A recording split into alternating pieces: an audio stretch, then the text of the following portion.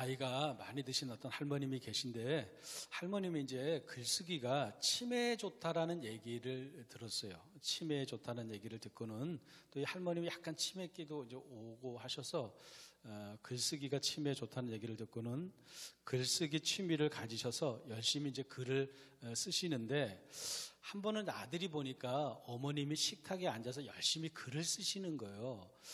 아들은 어머님이 주무실 때 무엇을 쓰셨는지 궁금해서 어머님의 노트를 보니까 삼행시를 쓰신 거예요. 삼행시. 그래서 또 삼행시로 쓴 그 글을 보는데 무지개로 삼행시를 쓰셨어요. 무지개로 삼행시를 쓰셨는데 딱 그 펴보니까 제목 무지개 그렇게 써 있어요. 무식한 놈이 지러를 하네. 개처럼 지러를 하네. 이렇게 썼더라는 거예요. 그래서 이제 다음 장을 이렇게 펼쳐보니까 다음 장에는 구름으로 이행시를 쓰셨어요. 이 구름 이행시는 쉽지가 않은데 그렇게 써 있어요. 제목 구름, 구두를 신고 름름하게 지러를 하네. 이렇게 썼더니 다 지러로 끝나는 거예요. 자, 다음 주는 교회 절기상 이제 추수감사주일로 드리게 돼요. 그래서 이 시간 한번 감사에 대해서 이야기를 해보려고 해요.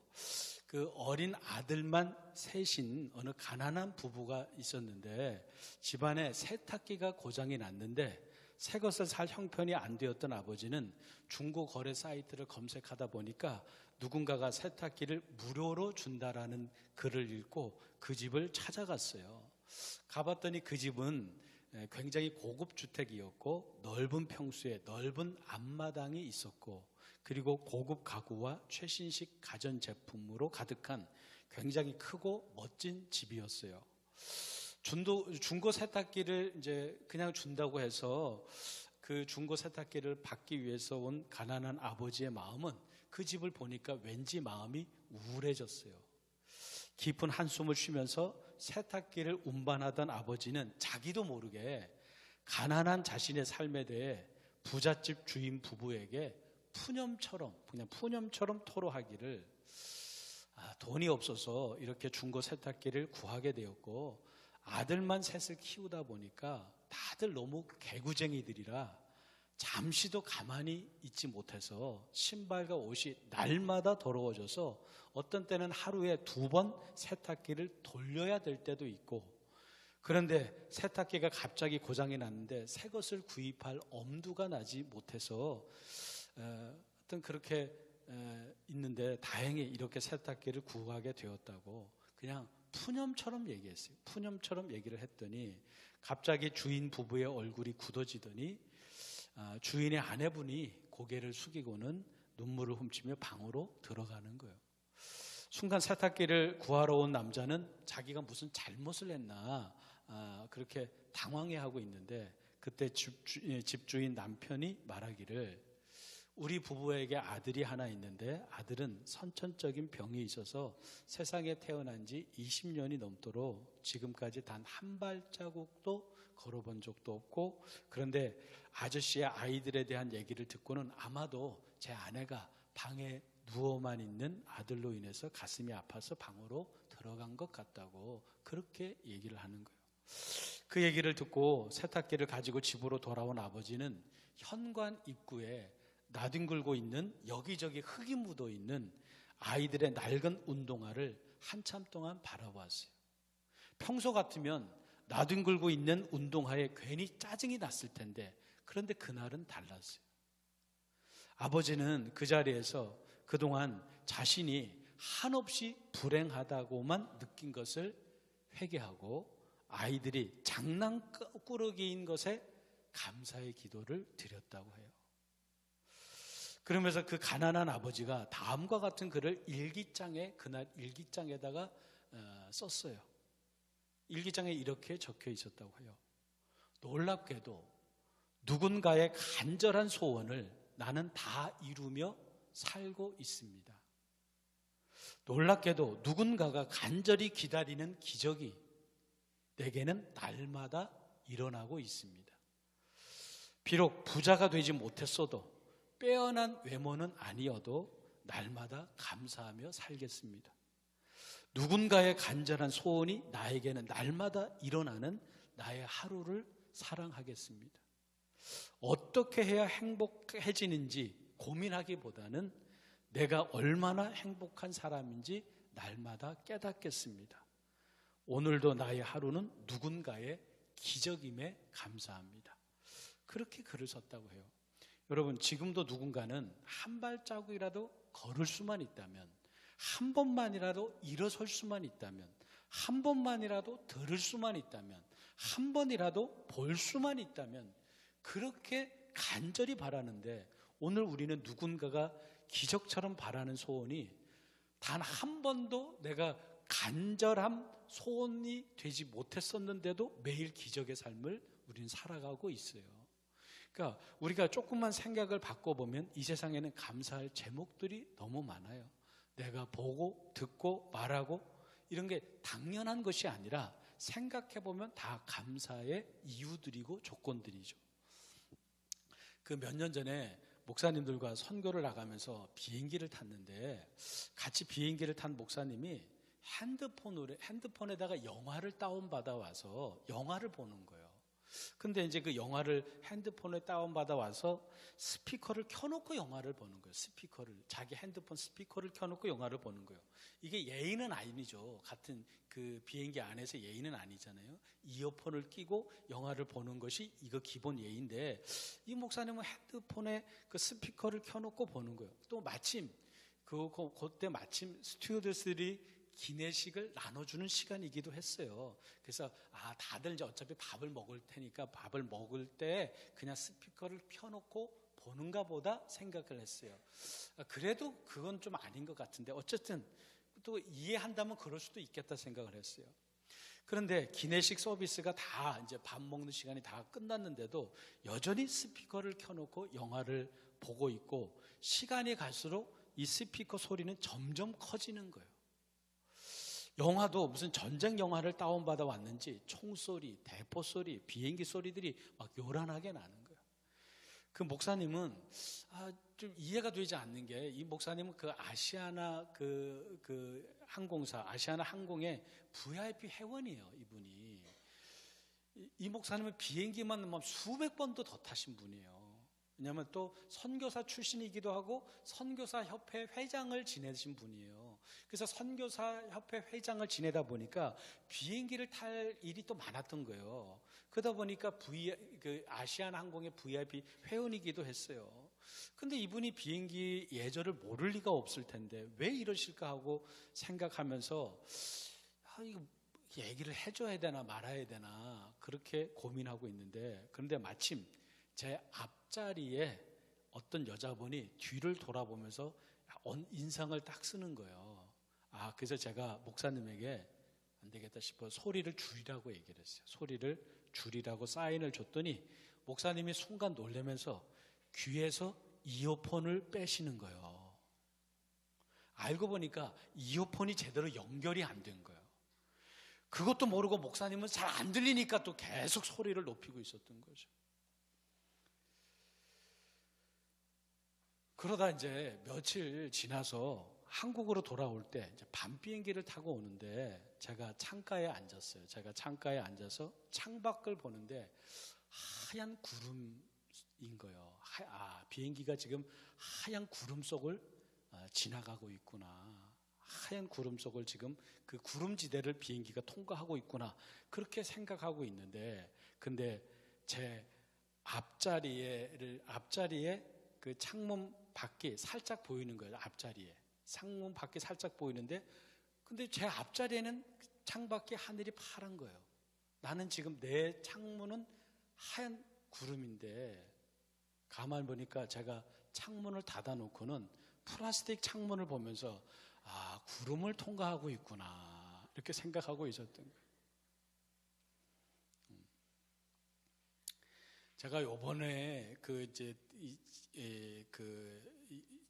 지난주에 필리핀을 다녀오면서 한국에 돌아올 때 이제 한국에 도착해서 이제 주차장에 가서 이제 제 차를 이제 이제 찾으러 주차장에 갔어요. 주차 타워, 큰 이제 주차장이 요즘은 이제 빌딩처럼 돼 있잖아요. 그 빌딩에 가서 그 P2라는 주차장이 있어요. P2. 그래서 그 주차장에 가서 제 차를 이제 찾으려고 갔어요. 1층으로 쭉 갔는데 아무리 봐도 내 차가 없는 거예요.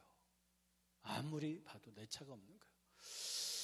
건물도 비슷하게는 생겼는데 왜 내 차가 없을까? 그래서 1시간 동안 헤매다가 생각했어요. 다시 처음부터 다시 시작하자. 그래서 다시 공항 건물에 들어가서 그때부터 나오면서 다시 시작했어요. 다시 시작했는데도 내 차가 없는 거예요. 그래서 그 P2라는 주차장을 또 찾기 위해서 그 공항 내에 그 무료 셔틀버스가 있잖아요. 그 셔틀버스를 타서 P2라는 주차장에 어차피 그 공항 버스가 P2 주차장에 갈 테니까 거기 이제 이 차를 타야겠다. 차를 타서 기사분에게 얘기했어요. P2 주차장 가냐? 그러니까 여기는 P2 주차장이 없다라는 거예요. 무슨 소리냐? 내가 P2 주차장에 내가 주차를 했다고. 그러니까 저보고 하는 말이 그 기사분이 하는 말이 공항이 2개인데 여기는 공항 저기 터미널 2라고 터미널 1에다가 주차하지 않았냐고. 그래서 가만히 내가 터미널 1에다가 첫 번째 공항에다가 주차했거든요. 그래서 근데 이게 어쩌게 된 일이냐? 제가 인천에서 출발할 때 비행기하고 돌아올 때 비행기가 달랐던 거예요. 같은 비행기가 아니었던 거예요. 그 생각이 다 나는 거예요. 왜냐, 지난주에 교회 장례가 있다 보니까 제가 항공권을 편도로 끊었는데 근데 이게 비행기가 달랐던 거예요. 그러니까 엉뚱한 공항에서 2시간 동안 제 차를 찾느라고 헤매다가 다시 제가 원래 주차했던 거기 가서 제 차를 찾고 왔어요. 그러니까 거의 점심때쯤 거의 오게 되더라고요, 교회에. 그러니까 내가 보고 듣고 말하는 거 다 당연한 것이 아니에요. 다 그럼에도 감사의 조건들이죠. 여러분, 우리가 하나님 앞에서 어떤 문제를 놓고 그 문제를 해결받기 위한 중요한 열쇠는 기도죠. 당연히 기도죠. 그런데 그 모든 문제들을 강력한 기도라는 열쇠가 있어도 그 열쇠를 돌리는 방향이 잘못되면 그 문은 열려지지 않아요. 마치 맞는 열쇠를 꽂아도 열쇠를 반대 방향으로 돌리면 문이 열려지지 않는 것처럼 아무리 기도해도 기도의 능력이 제대로 발휘되지 않을 때가 있어요. 그럴 때 우리는 우리의 기도의 모습을 점검해 보아야 되는데 그것은 혹시 내가 원망과 불평과 짜증에 가득한 모습으로 살아가면서 주님께 넋두리 하듯 기도하고 있는 것은 아닌지 살펴보셔야 한다는 거예요. 여러분, 오늘 본문 6절 말씀에 보니까 오늘 본문 6절에 보면 아무것도 염려하지 말고 다만 모든 일에 기도와 간구로 너희 구할 것을 감사함으로 하나님께 아뢰라. 그렇게 말씀하고 계세요. 그러니까 기도하고 간구로 구할 것을 아뢰되 어떻게 기도해야 되냐? 감사함으로 기도하라는 거예요. 감사함으로 아뢰라는 거예요. 그렇게 기도의 감사를 더해서 기도할 때 하나님께서 내 문제에 개입하시는데, 근데 하나님께서 즉시로 내 삶의 모든 어려움을 바꿔주시는 것이 아니라 가장 먼저는 하나님의 평강이 우리의 마음과 생각 속에서 역사하셔요. 거기부터 시작하신다는 거예요. 그래서 6절 7절을 다시 보면 아무것도 염려하지 말고 다만 모든 일에 기도와 간구로 너희 구할 것을 감사함으로 하나님께 아뢰라.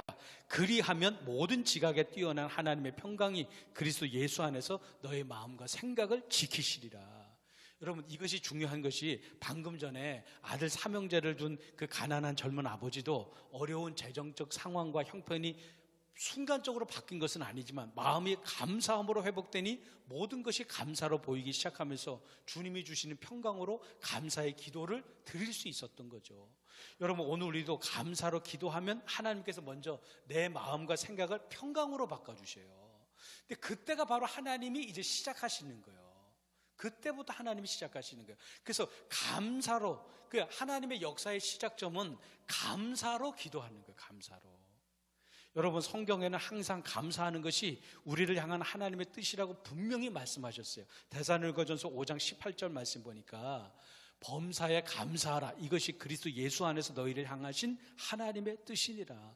모든 것에 감사하는 거야. 좋을 때나 안 좋을 때나 일이 있을 때나 일이 없을 때도 모든 것에 항상 감사해야 됨을 말씀하고 계세요.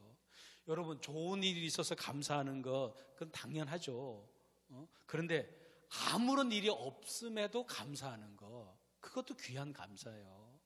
사실은 아무런 일이 없는 것도 기적이고 축복임을 아셔야 돼요. 아무런 일이 없는 것도. 여러분, 오늘 우리 주변에는 생각을 바꾸면 감사할 일이 참으로 많이 있어요. 여러분, 그 50대 초반에 유부남 3사람이 술을 마시는데 한 친구가 푸념처럼 얘기하기를, 내가 죽어라 열심히 일하면서 돈 벌어줘도 내가 집에서 큰 소리 못 치면 내가 산다. 집에 가면 집사람 눈치 보고 애들은 컸다고 스마트폰만 들여다보고 내가 살 맛이 안 난다. 그러자 옆에 있던 또 다른 친구가, 나는 맨날 곰국만 올라와도 반찬 투정도 못하고 어쩌다 술 한잔 먹고 가면 혼나고, 잠을 자면 잠만 잔다고 혼나고 나도 살 맛이 안 난다. 그래요. 그때 동년이라는 친구가 큰 소리로 얘기하기를, 야, 너희들은 집에 가면 큰 소리 못 치냐? 그래서 친구들이, 아니 못 치는 것이 아니라 우리가 참고 사는 거지 임마. 그럼 니는 큰 소리 치냐? 그래서 이 친구가 얘기해, 그래, 나는 할 얘기 있으면 내가 큰 소리로 당당하게 얘기한다. 그래서 뭐라고 얘기하는데, 나는 집사람한테, 야, 나 설거지 다 했는데 다음에 뭐 할까? 청소할까 뭐 할까? 그리고 휴일날 집사람이 자고 있으면 안방문을 확 열어다가, 나 지금 라면 먹을 텐데 너도 먹을래? 큰 소리 친다. 나는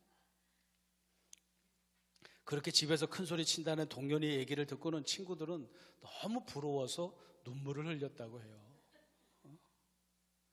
남편이 아내에게 함부로 얘기해야 그것이 큰 소리 치며 산다고 할 수는 없는 거죠. 생각을 바꾸면 아내를 돕는 입장에서 얼마든지 큰 소리로 얘기할 수도 있는 거죠. 그러니까 사람이 생각을 조금만 바꾸면 얼마든지 좋은 쪽으로 해석할 수 있고, 또 좋은 쪽으로 감사로 생각할 수 있는 것들이 참으로 많이 있어요. 여러분, 영국의 유명한 그 신학자이고 설교자인 매튜 헨리 목사라는 분이 계셨는데, 하루는 길을 걷다가 강도를 만나서 가진 거 다 빼앗기고 매도 맞아서 피를 흘리면서 집으로 돌아왔다고 해요. 가족들이 깜짝 놀랐지만 목사님은 서재에 들어가서 치료를 받기 전에 하나님께 감사 기도를 올렸다고 해요. 어떻게 감사 기도를 드렸느냐? 강도 만나서 피 흘리는 목사님이 뭐라고 감사를 드렸느냐? 하나님, 오늘 강도 만난 그 길은 제가 12년 동안 지나다니는 곳이었는데 그동안 12년 동안 하나님이 보호해 주셔서 아무런 일이 없었음을, 12년 동안은 아무런 일이 없었음을 감사를 드립니다. 그리고 제가 강도를 만났기 다행이지 내가 강도가 아닌 것에 감사합니다. 그리고 매는 좀 맞았고 상처는 입었어도 생명은 멀쩡하니 감사합니다. 그렇게 감사를 드렸다고 해요. 특히 12년 동안 다니던 길이었는데 그동안 12년 동안 아무런 일이 없었음을 감사했다고 해요. 아무런 일이 없는 거, 그게 다 감사할 일이라는 거예요. 여러분, 저는 제 자신을 한번 가만히 생각해 봤어요. 그동안 제가 자동차나 기차나 버스나 자전거나 비행기나 그동안 탔던 교통수단을 거리로만 환산해 본다면 제가 수백만 킬로는 탔을 거예요. 1000만 킬로도 넘을 것 같아요. 여러분이 자동차를 하나 사서 그러면 폐차할 때까지, 아니면 자동차를 바꿀 때까지 그 사는 차가 최소한 20만에서 30만 정도는 타고 다니잖아요. 우리가 새 차를 사면 한 20만 이상들은 다 거의 다 타고 다닐 거예요. 그럼 차를 여러분들이 살면서 몇 번을 바꾸셨어요? 그것만 해도 벌써 100만이 넘잖아요. 비행기를 한 번 타면 보통 7, 8천 킬로는 날아가잖아요. 그리고 돌아오는 거 아니에요?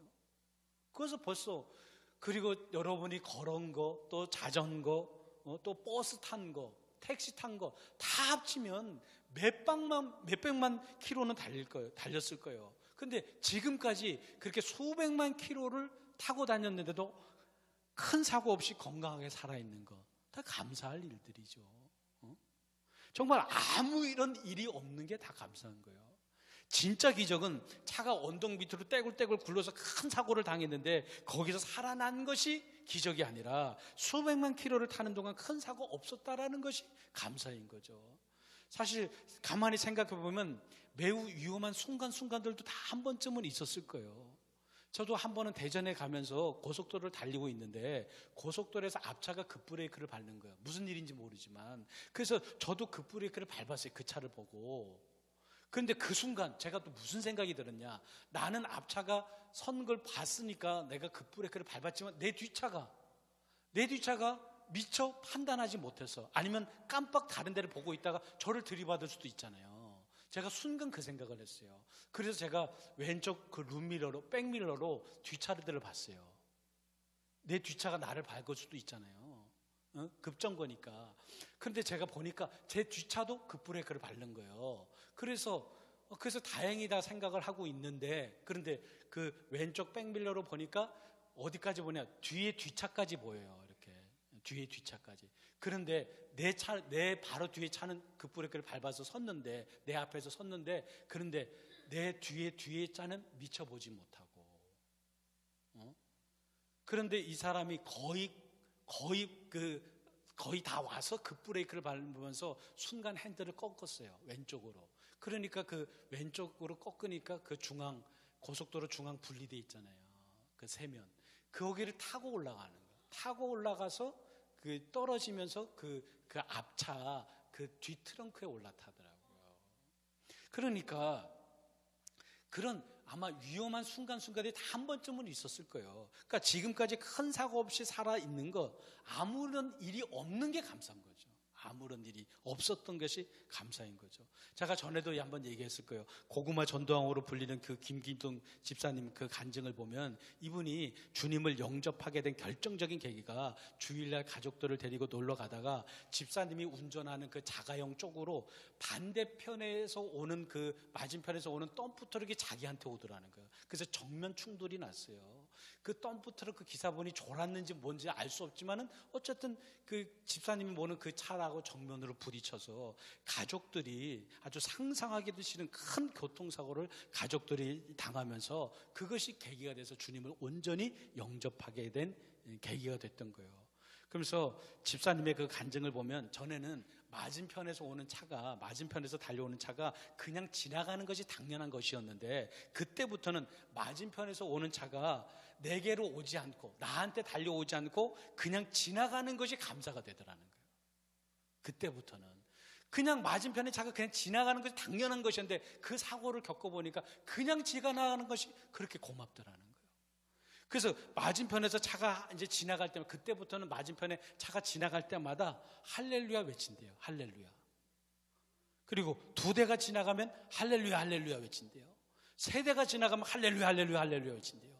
근데 또 수십 대가 지나가면 할렐루야 하다가 방언이 터진대요. 그러니까 오늘도 차를 몰고 나갔는데 사고 없이 돌아온 거 다 감사할 일이라는 거예요. 아무런 일이 없는 거예요. 그게 감사할 일들이라는 거예요.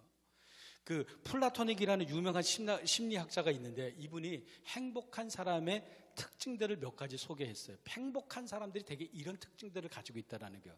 여러분, 사람이 살아가는데 필요한 것들이 아주 넉넉한 사람보다 조금 부족한 사람들이 행복해야 한대요. 모든 것이 넉넉한 사람은 감사를 모른다는 거예요. 그렇잖아요. 아이들한테 어릴 때부터 모든 것을 해주면 아이들이 잘 감사를 못 느끼잖아요. 모든 것이 풍족한 사람은 감사를 잘 모른다는 거예요. 근데 조금 부족한 사람은 무엇이든지 그게 다 귀중하게 생각한다는 거예요. 부족한 사람이 오히려 더 행복함을 느낀다는 거예요. 여러분, 집에 옷이 엄청나게 많은 사람은 나갈 때마다 무슨 옷을 입을까 고민해요. 그렇잖아요. 그러면서 하는 말이 입을 옷이 없다고. 그렇잖아요. 입을 옷이 없다고 얘기하잖아요. 그런데 옷이 한 벌밖에 없는 사람은 고민이 없어요. 옷이 많아도 걱정이고, 옷이 많아도. 제가 오래전에는 젊었을 때는 양복을 살 때 색깔별로 샀어요. 색깔별로. 그래서 곤색을 기본으로 하고 검정색, 또 뭐 장례식을 치러다니까 검정색, 회색, 갈색, 뭐 녹색, 넥타이도 색깔별로 있었어요. 그러다 보니까 매주 무슨 옷을 입을까 이게 고민이 되는 거예요. 오늘은 무슨 색깔을 입어야 되나 고민이 되는 거예요. 심지어 며칠 제가 한 주간 이렇게 바깥에 나가 있을 때, 교회를 떠나서 있을 때 양복을 한 2벌쯤 가져가요. 양복을 2벌쯤 가져가고 넥타이도 한 2-3개 가지고 나가면 양복이 2벌인데도 아침마다 고민이 되더라고요. 무슨 양복을 입을까? 2벌 가지고도 고민이 돼요. 넥타이도 2-3개 가지고도 고민이 돼요. 그래서 제가 몇 년 전부터는 양복을 그냥 곤색으로만 사요, 이제는. 그러다 보니까 이제 고민이 안 돼요, 고민이 안 돼요.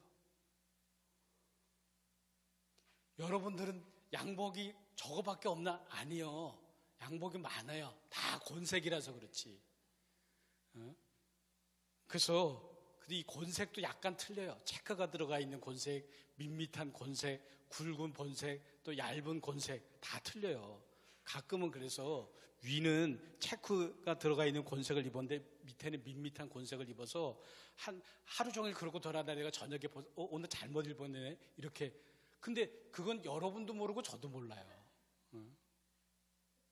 그러니까 어쨌든 모든 것이 풍부한 사람보다 조금 없는 사람이 더 행복하다는 거예요. 외모도 약간 부족한 사람이 행복하대요. 외모 면에서 약간 딸리는 사람은 나 같은 사람 옆에 있는 남편이, 나 같은 사람 옆에 있는 아내가, 친구가 고맙게 느껴진다라는 거예요. 그런데 너무 잘생기고 이쁜 사람은 늘 옆에 쫓아다니는 누군가가 있었기에 옆에 있는 사람의 고마움을 모른다라는 거예요.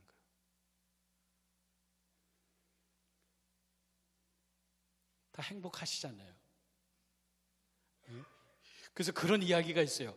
못생긴 사람 2사람이 마주보고 있으면 행복하대요. 자기가 못생긴 사람이라고 생각하는데 옆에 있는 사람이 이성이라면 적어도 그 사람은 내 외모 때문에 있는 것이 아니기 때문에 좋은 사람일 확률이 높다라는 거예요. 또한 행복한 사람은 누구와 싸워서 한 번은 어떻게 해서 이겼는데 2번은 연속해서 지는 정도의 체력을 가진 사람이 행복하대요. 모든 사람과 싸워서 이기는 사람은 주변에 있는 사람들이 무서워서 옆에 있는 것이고, 더 센 사람이 나타나면 주변의 사람들이 언제든지 다 떠날 수 있는 사람들이라는 거예요. 그러나 내가 약한데도 내 옆에 있는 사람은 적어도 내가 무서워서 있는 것이 아니기에, 내가 힘이 세기 때문에 있는 것이 아니기에 진짜 보시고 친구라는 거예요. 어쨌든 아무 것이 없어도, 부족하고 없어도, 약해도 행복한 사람이 될 수 있다는 거예요. 행복은 강하고 풍성함에 있는 것이 아니라는 거죠. 인도의 한 청년이 밤에 잠이 안 왔는지 한밤중에 겐지스 강가에 앉아 있는데 얼마나 어두운 밤이었는지 앞이 제대로 보이지 않는 그야말로 칠흑 같은 밤이었다고 해요. 혼자 우두커니 강을 바라보다가 심심했는지 자기 옆에 돌멩이가 모아져 있길래 돌멩이 하나를 주워서 아주 빠른 물살로 그렇게 내려가는 겐지스 강에다가 돌을 던졌다고 해요. 그러다 얼마 뒤에 아침 태양이 떠오르는데 청년이 옆에 돌무더기에서 마지막으로 던지려고 돌을 들었는데, 그런데 그 돌을 보니까 그것은 돌멩이가 아니라 금이 여기저기 박힌 금덩어리 돌이었던 거예요.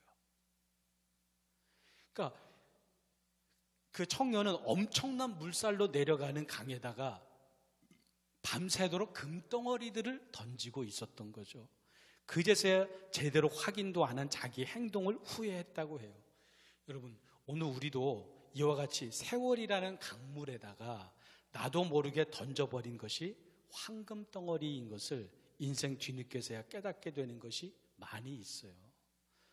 여러분, 아마도 그 자식들을, 다 큰 자식들을 둔 부모님들은 어느 날 아이의 어린 아기일 때 사진을 보면, 야, 머리부터 발끝까지 이쁜 구석밖에 없는데 옆집 애와를 비교하면서 성적으로 아이를 평가하고, 어떤 경우에는 사는 것이 바쁘다고 아이를 더 이뻐하지 못했을까?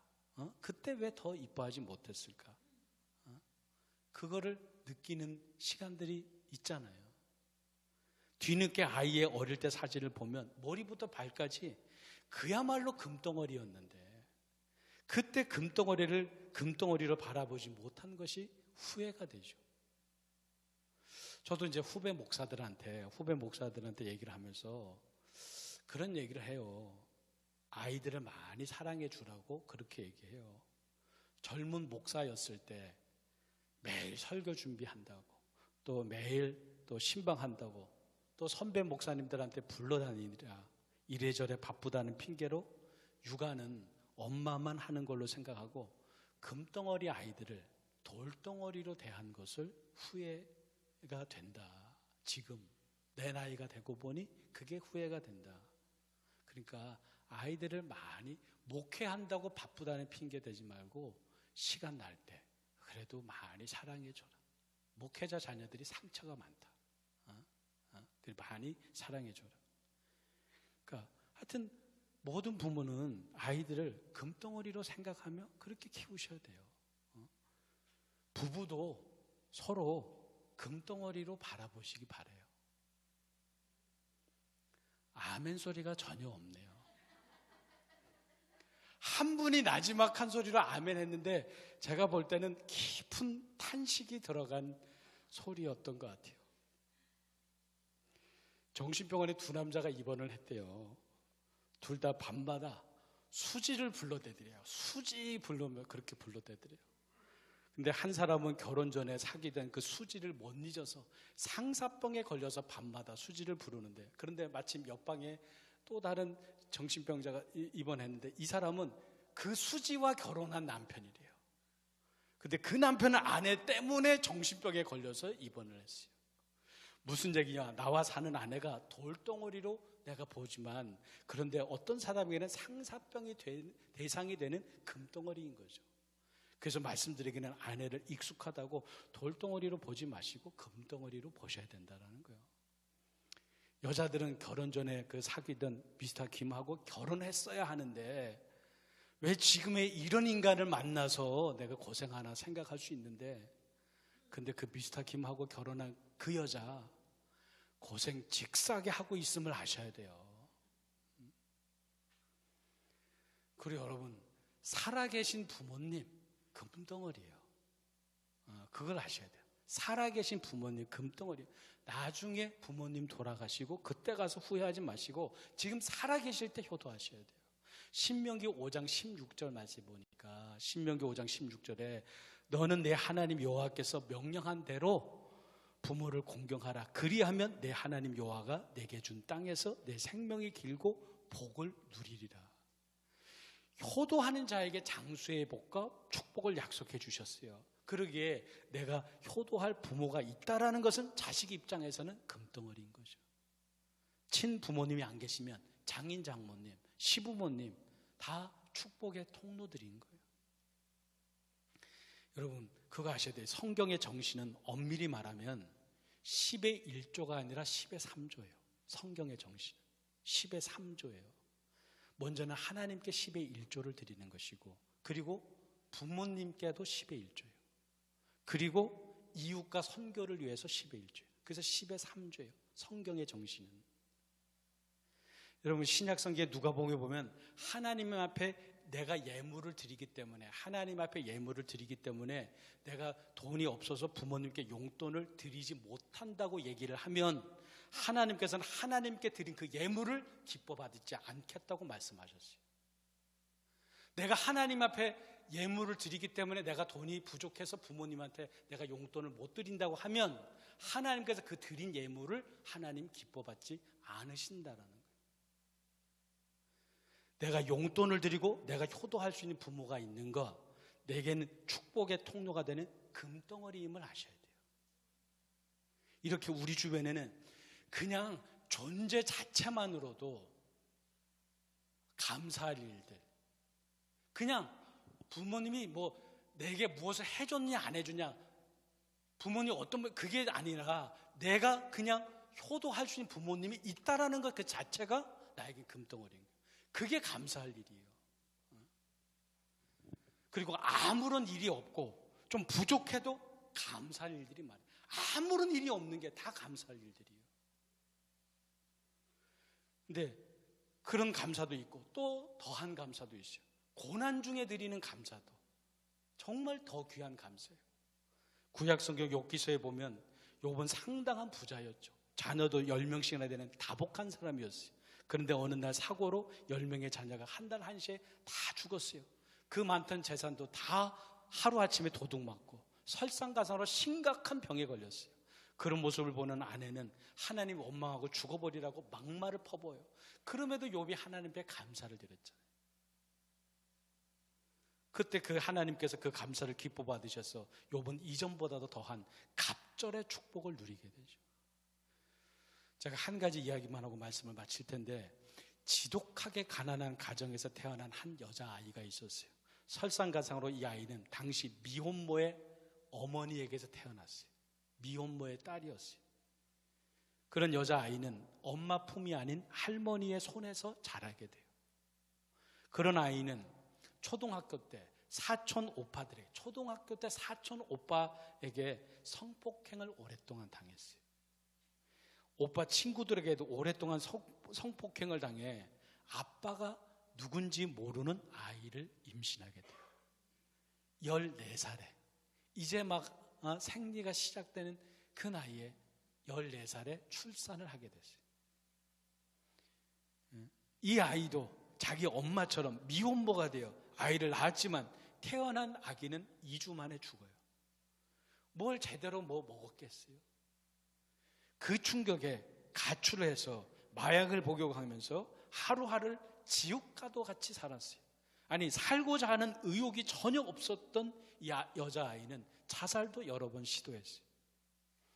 그 스트레스로 인해 폭식을 하면서 몸무게가 100kg가 훨씬 넘는 아이가 되었어요. 이 여자아이의 이름은 오프라 윈프리라는 여자예요.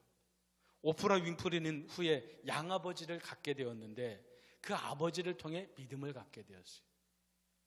오프라 윈프리는 훗날 지방의 작은 방송국의 아나운서가 되었는데 온전한 믿음과 지난날 자기의 아픔으로 다른 사람의 아픔을 공감하는 능력으로 TV 토크 프로그램의 방송 진행을 하면서 수많은 사람들과 공감하는 능력을 통해 지금은 미국의 최고의 TV 프로그램 사회 진행자가 되었고, 그녀의 이름을 딴 오프라 윈프리 쇼라는 전 세계 최고의 시청률을 자랑하는 프로그램 진행자가 되기도 했어요.